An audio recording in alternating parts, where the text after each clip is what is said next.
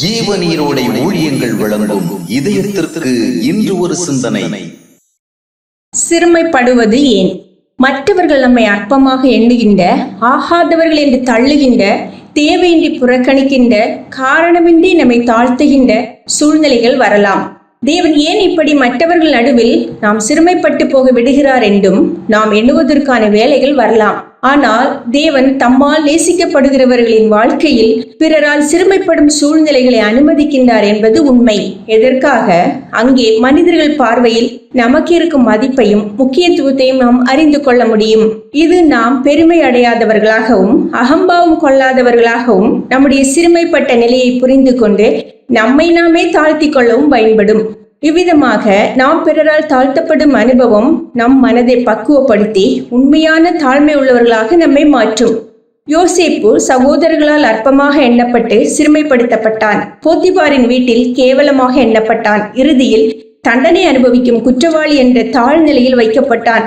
ஆனால் இவைகளை தேவன் அனுமதித்தது மேலான ஒரு நோக்கத்திற்காகவே. அவன் சிறுமைப்பட்டு போக வேண்டும் என்பதற்காக அல்ல. அவன் சிறுமைப்படுவதின் வாயிலாக ஏற்படும் தாழ்மையை அவனை உயர்த்துவதற்கான அஸ்திபாரமாக மாற்றவே அப்படி செய்தார். நாம் எங்கே சிறுமைப்படுத்தப்பட்ட உணர்வோடும் தாழ்மையான ஒரு மனநிலையோடும் நிற்க நேரிடுகிறதோ அங்கே தேவன் நம்மை உயர்த்துவதற்கான நல்வாய்ப்பை பெறுகின்றார். வீடு கட்டுகிறவர்கள் ஆகாதென்று தள்ளி போட்ட கல் மூளைக்கு தலைக்கல்லாகிறது. எனவே தேவன் நாம் பிறரால் அற்பமாக எண்ணப்பட்டு ஆகாத கல் என தள்ளப்படுவதை அனுமதிக்கின்றார்.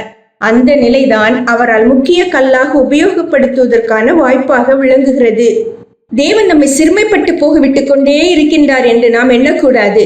இல்லை இல்லை, அவர் இவைகள் வாயிலாக நம்மை உயர்ந்த நிலைகளுக்கு கொண்டு வருவதற்கான ஆயத்தங்களை செய்து கொண்டே இருக்கின்றார். தாவீது சவுலினால் சிறுமைப்படுத்தப்பட்டு மிகவும் அற்ப நிலைக்கு தள்ளப்பட்டான். ஆயினும் தேவனுடைய பார்வையில் அவன் கீழ் நோக்கி அல்ல, அவன் மேல் நோக்கியே வந்து கொண்டிருந்தான். தாழ்வு நிலைகளை அனுமதித்து அவன் உயர்வு நிலைகளுக்கு அவனை ஆயத்தம் செய்தார். சிந்தனைக்கு, கர்த்தர் உனக்கு ஆதரவாய் இருப்பதை சிலர் உனக்கு எதிராக எழும்பும்போதுதான் உலகம் அறியும்.